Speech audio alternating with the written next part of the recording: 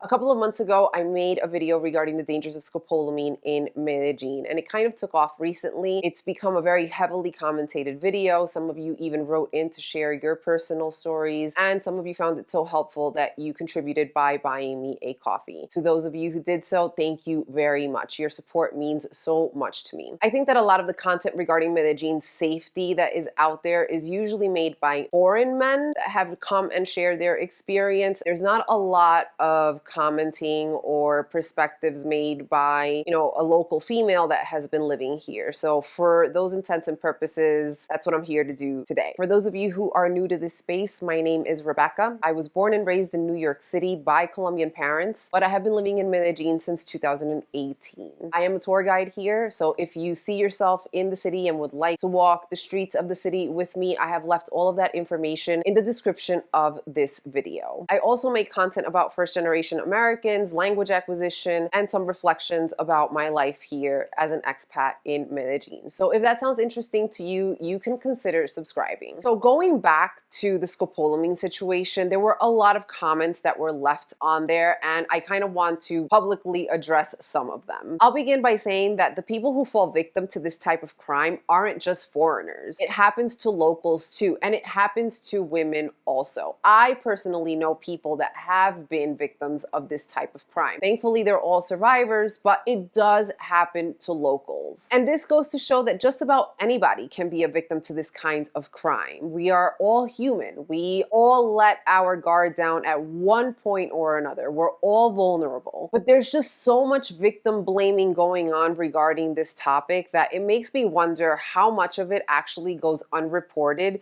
because the person doesn't want to expose themselves to the finger pointing. Oh, what were you doing? Were you looking for women? Were you looking for sex? Were you looking for drugs? Like, no one wants to go through that type of trauma. So with that said, I do think that there are some vulnerabilities amongst foreigners that exposes them or makes them a little bit more susceptible to this kind of crime. I think that there's this romantic idea that travelers and foreigners have about Latin America. People think that the people are very kind and extra warm and affectionate and just embracing overall, that when I hear it, it almost sounds like people have a very primitive idea of the culture of Latin America.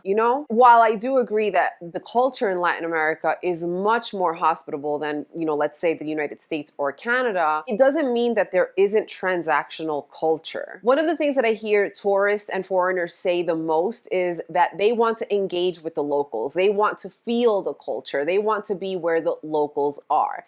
And there are so many opportunities to do that while in Medellin. But the lengths that people are willing to go and the spaces that you choose to have those kinds of experiences matter a lot. And one of the people commenting said, well, what's the point of going to Medellin if you can't trust anybody? But sometimes, the lines could get crossed. I think that we all have our reasons and preferences for when and why we travel. But the party scene and the nightlife scene is probably one of those places where you might want to consider your environment. This scopolamine business runs at a very sophisticated level. People behind these criminal organizations know exactly what their victims are looking for. There is a huge difference between exchanging pleasantries, chit-chatting, and engaging in small talk with somebody you just met at the bar and accepting drinks from somebody that you just met or following them to an after party or inviting them over to your hotel or apartment, wherever it is that you're staying at. There's a big difference between those two experiences. And I think that most people wouldn't even engage in that kind of behavior even back home. But because there's this idea that Latin America is so kind and welcoming and warm,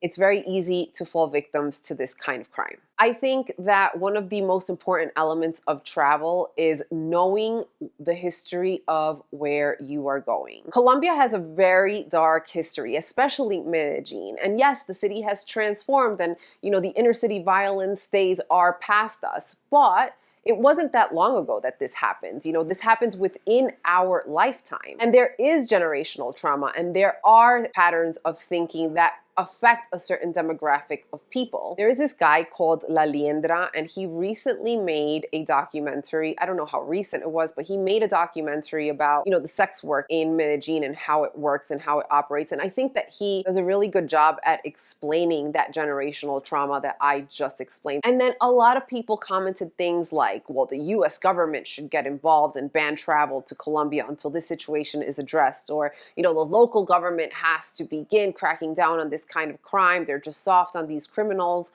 Well, my people, your wish has been granted. I think this week, the mayor of Medellín, Federico Gutierrez, alongside with some people from the United States, are implementing a task force dedicated to tracking down criminals that are coming from abroad, particularly the United States, that are looking for this kind of, sex tourism, exploitation of women and minors, because, you can't have your cake and eat it too. And since we're on topic of the US and Americans traveling to Colombia and getting government involved, I have to be honest with you guys, the anti-gringo sentiment in Colombia is real. Since I saw so much interest in my Scopolamine video, I went down the YouTube rabbit hole to kind of check out what information was out there regarding Medellín and Medellín safety, just Medellín in general. And oh my God, never mind the things that you see in Poblado. The content that is out there about Medellín is abhorrent. Between the foreign expat expert that is out there assuring you that he knows the ins and outs of the city and he knows how to guarantee you a great time without getting scopes, but at the same time makes fun of the small town USA bro and his naiveness and just all the talk and the nasty footage that is out there. I mean, how do you think locals are going to feel about you? Seriously. And I have to be honest with you, this is 100% American-made content. I'm not saying that Americans are the only ones doing it, but the people that are putting out the content out there are American. Shout out to Andrew Macia from Medellín Buzz and Steve Hamilton from Medellín Unfiltered for putting some positive content out there about Medellín. I do have some grievances with some of the content, but I do think it is the best male-made content out there. And as I was mentioning to you guys earlier, I went down the rabbit hole to look at some of the crazy footage that people are putting out there, and I came across this interview.